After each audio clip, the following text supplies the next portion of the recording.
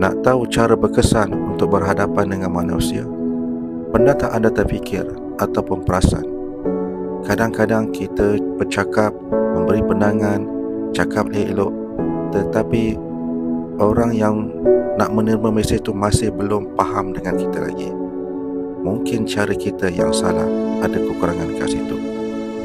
Sebenarnya, nak bagi orang dengar ataupun ikut cara kita bukanlah dengan suara yang lantang ataupun suara yang kuat, meninggikan suara, marah-marah, tetapi cara kita mengendalikan dan membawa diri kita berhadapan dengan mereka.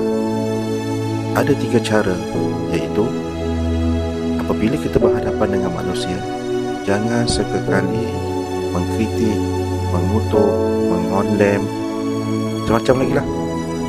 Sebab dia akan memberi tekanan kepada pihak yang nak menerima mesej tu.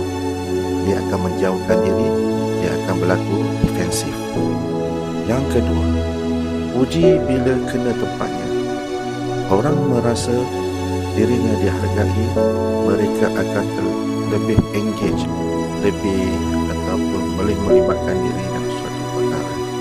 Dan yang ketiga, bila kita bercakap dengan mereka, hendaklah kita bercakap apa yang mereka nak, interest mereka, apa yang mereka mahu.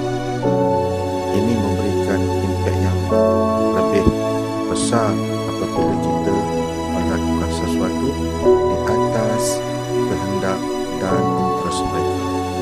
Macam ada belajar sesuatu, dan kita jumpa lagi di next video. Wassalamualaikum warahmatullahi wabarakatuh.